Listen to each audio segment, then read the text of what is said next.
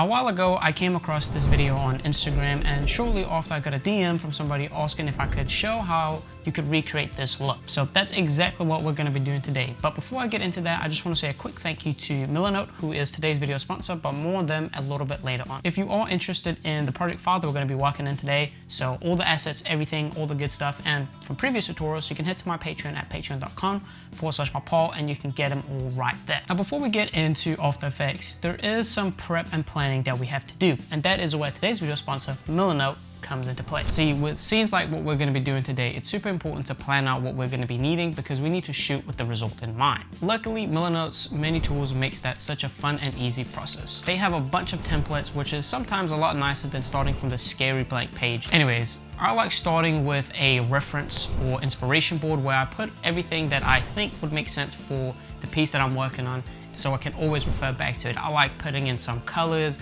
some different angles, color grading tips, even some little notes and hand-drawn elements if needed, to make sure that I have all the inspiration and sources that I need, so that in case I get lost in the middle of a project, I can always look back to that board and then see, okay, this is the direction that I need to be going towards. Once that's all sorted, I hop straight into the storyboard, which I love to do on my iPad using the Milanote app, where I can just draw with my Apple Pencil, which just makes it such a fun and easy experience. For me, it's a lot easier than having to find references or something else, especially if you can draw just basic stick figures and leave a couple notes.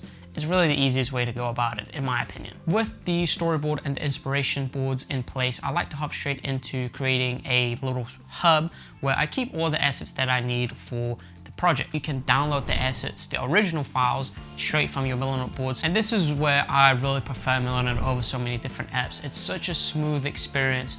And if there's one thing I don't want during the creative process, especially planning, it's using clunky software that's just gonna slow me down and hinder me from entering that flow state where I do my best work. Now, I just work by myself most of the time, but Milanote does have some incredible sharing features. This is super useful if you need to send someone something and they need to leave comments or even have access to edit the boards. Also, this just might be a me thing, but I love spicing up my boards with some hand-drawn elements. I love sitting down on my iPad and just sketching out some stuff. It just makes it so much more fun and inviting when you go into your boards that you have something fun to look at. Last but not least, Milanote is completely free with no time limit. So make sure to head down into the description below where you can find a link where you can sign up for a free Milanote account and get started with your creative planning for all your future projects. Now in After Effects, I just have a simple project set up. I have everything imported already and a 1920 by 1080 composition at 24 frames per second. We want to start with the first scene, obviously, which is our camera with the little frame carousel on top of it. So all I'm going to do here is drag in my clip, which I already have, and this is 4K, so I'm going to scale this down a good bit, 50% to be exact, because that's how the resolution works. And for this one, since I've just recorded this on a tripod and I just want it to follow along with the camera movement itself, what I'm gonna do is just track the motion of the camera. I think that will give us the best result. So I'll go into my track up here. If you don't see it already, you can go into Window and open up the tracker here, but we'll select my clip and then I'm going to track motion and I'll bring up this little square point here and you can increase the size of that. Now, I already have some stickers on my camera, so all I'm going to do is just pick a spot that'll be easy for me to track. In this case, I think even this spot down here might be a little bit easier for me. I'm just going to make sure my square is covering that up just like that, and a little bit of wiggle room there. And then we're just going to track forward. And just like that, we have a nice track. You can see it follows it pretty well. And from there, I'm just gonna right click down here to create a null, which is just gonna let us link that tracking information to the null so we don't have to worry about adding a whole bunch of keyframes and layers to everything. And then we're just gonna go back into a clip, and in the tracker, we're just gonna edit the target to make sure it goes to the null, hit OK, and then we're gonna hit apply and just hit OK there. And now we have this null, which you can see has all the information for our movement. So let's say I were to drag in one clip here and one frame and just scale it down a good bit and then position it kind of where I want to. And then if I were to link this to my null, it would now move with it. So we just get a little bit of that movement in there, but we're gonna set it up a little bit differently. So I'm just gonna unlink that and I'm just gonna scale this back up to 100% and just center that up. Take all our clips, I'm just gonna drag them all in. And I'll just position this at the very top so it's a sequential. I'm gonna select them all, hit Shift Command C, and then I'm just gonna name this frames pre. and hit OK, and then I'm gonna open this up. Now I wanna scale all of these down to be fairly small. With all of them scaled down, I just wanna make sure they're all the same height. I feel like that would be the most important. So I'm just gonna create some markers here so that we can see, and you can see the rules by hitting Command R. That'll bring up the rules and let you drag down some guides. But we're gonna do that, and then we can hide the first one, and then second one, let's scale that up so that it hits the markers. We can start putting it into 3D space, and it's going to be pretty simple. I'm going to select all my layers and put them into 3D space, and now I need to distance them away from the center point so we can rotate them around and create that carousel look, but I want to do it as easy as I possibly can. You can either use a null and then move them out. It doesn't really matter. There's a bunch of different ways you can achieve this. I think the easiest for us is going to be to hit A to bring up the anchor point, and then we're just going to adjust the Z position out here, and we're just going to move it forward a good bit. And that's just to make sure that our anchor point stays the exact same right here at any given time, so that whenever we rotate it, let's say this one for example, it rotates around the same point. Now you might be able to tell they're not on the same planes. If I just change this to a left view, we can see they're kind of on different planes. And you can go in and change this so that every single one is, let's say, on plane 1. You can go in, you can play around and make sure that everything is on the same plane. Then all we gotta do here is select all our layers, hit R to open the rotation, and if you watched this tutorial on how to do the Vox transition, you'll know this trick already, but what we're gonna do is link a whole bunch of parameters.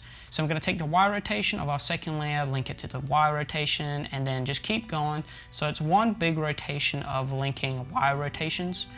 That's a tongue twist and a half. But we're gonna link all of this, and once we've done that, we are gonna link the layers to each other. So link one up, again, just a big old train of linking layers. The reason we do that is to make sure we don't have to move every single one individually. So now if I move the Y rotation, you can see it slowly spins out into a perfect carousel. And the good thing is, you don't even need to think about this. You can just, we know we have 6 images and a circle is 360 degrees. So if we type in the first Y rotation, 360 divided by 6, we'll get it perfectly matched. Now, you might be able to see there's some overlap, and this is where it becomes tricky, because in a scenario like this, if we move the anchor point right here, you can see it moves a little bit funky because of the way that we initially did it with the linking. What you can do is, if you unlink all of these, you can go in and you can adjust the anchor point, boom, spread it out a little bit. That would be pretty good. And you can see the spacing is not perfect because all our images aren't the same size, but we're getting the right look that we want. I'm just gonna add a new null right here, and then we're just gonna take all of these and I'm just gonna link it to the null and make sure the null is in 3D space. So now if I rotate this, we get a nice little carousel.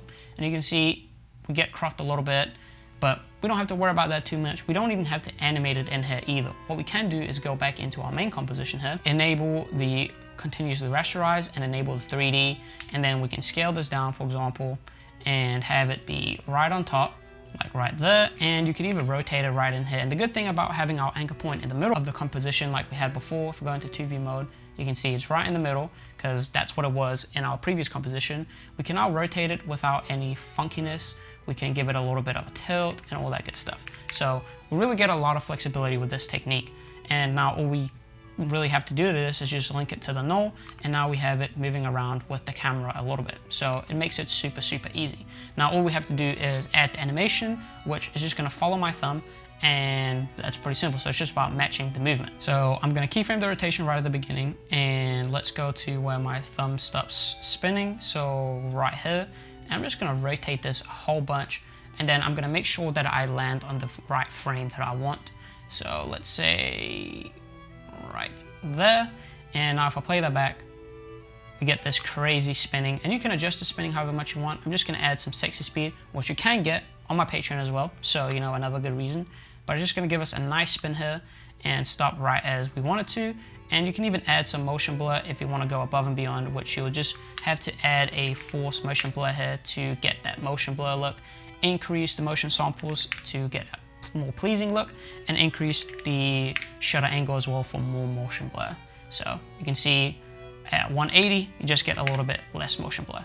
So just kind of depends on the look you want, but I would wait until the end to add this just because it is pretty render intensive. So I'm just gonna delete that for now and focus on our animation. So we have it starting here and it just comes to an end. And let me move this up a little bit. and maybe add a little bit of a tilt to it, or maybe even the other way. It's kind of more like a stylistic thing. Maybe scale it down a little bit. That looks pretty solid to me.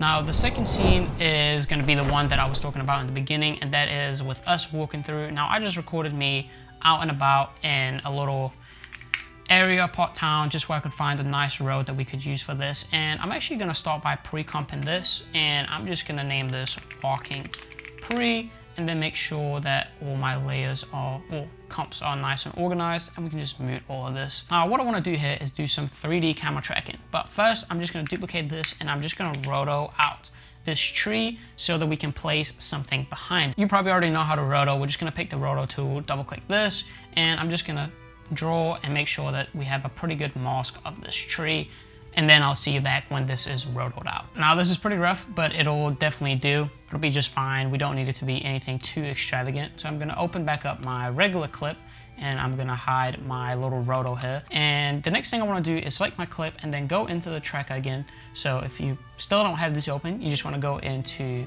Window and then go into the tracker, and this time we'll do a camera track.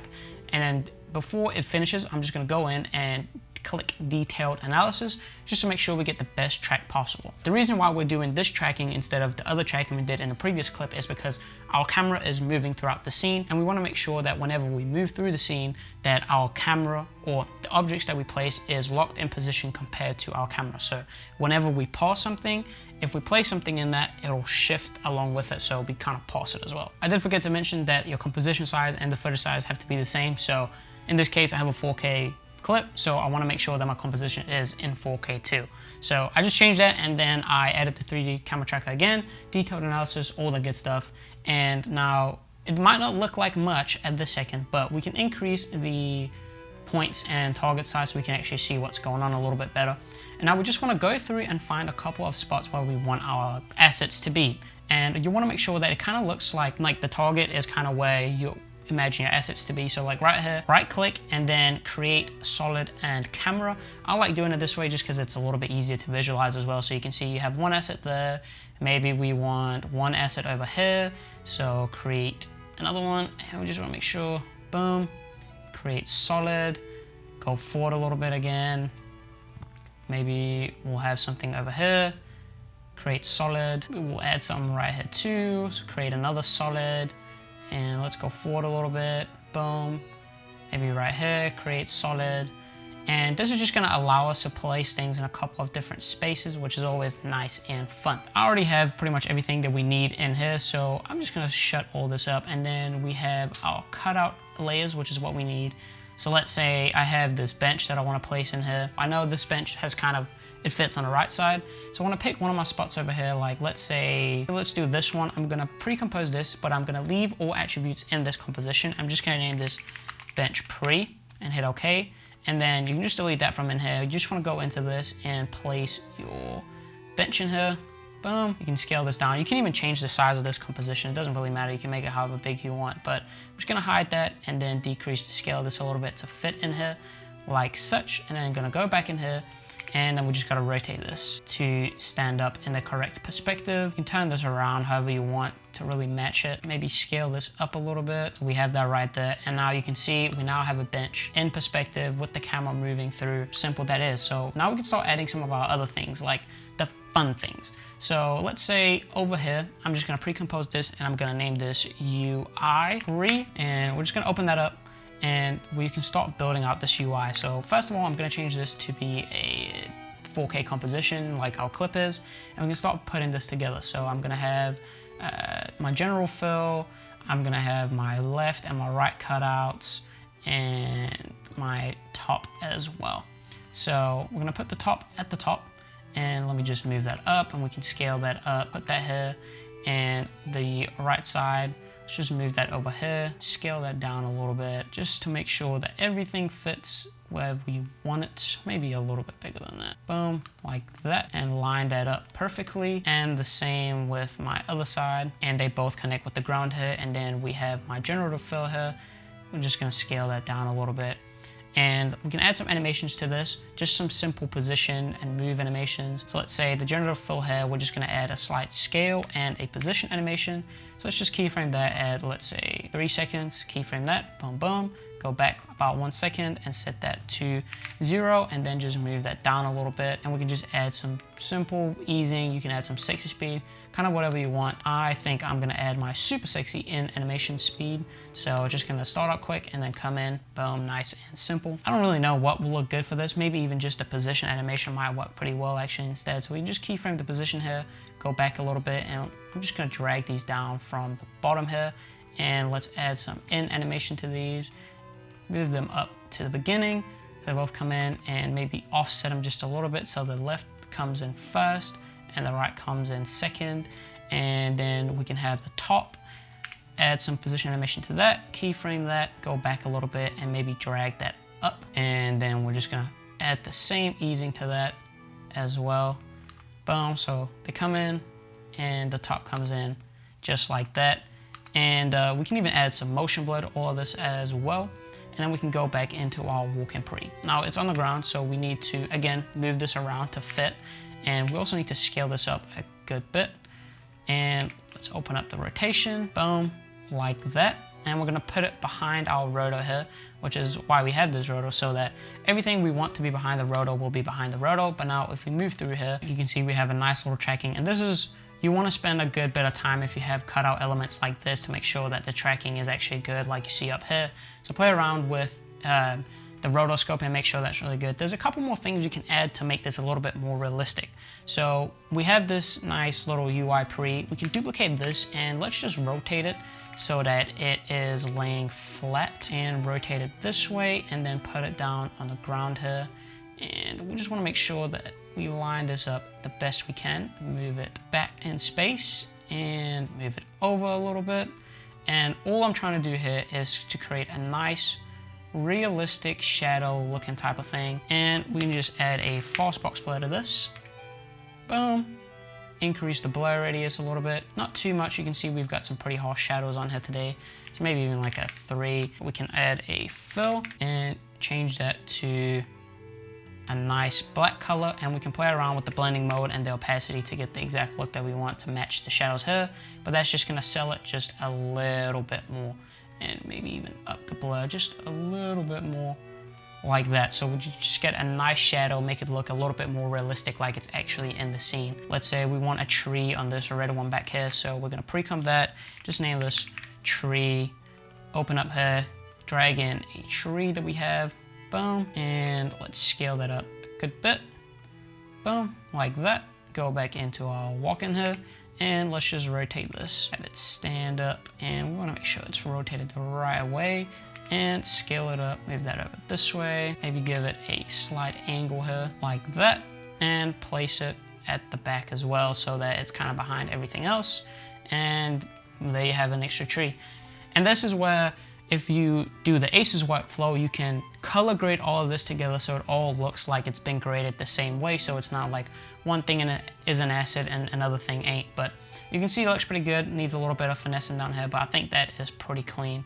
We can even go into the UI here and add a rectangle, and we're going to change the fill to be a linear gradient, and we want to make sure that we are going from black to nothing. So I'm just going to change the color to black here as well for better gradient, and then change the opacity to 0, and we have black down here at 100%. I'm going to draw out my little gradient here, and then I'm just going to add a gradient from the top to the bottom and use our little track matte here so it's only visible on everything else and not, you know, doesn't affect anything but that.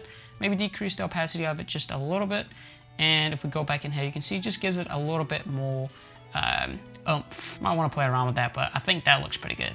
So it's all about just adding a little bit of sauce to it, I guess you could call it. An extra layer, if you really wanted to, is to go into something like this and add a deep glow to this. You can even duplicate it. Let's see, duplicate it, remove the deep glow from the bottom one, and then on the top one, we're gonna add an extract effect.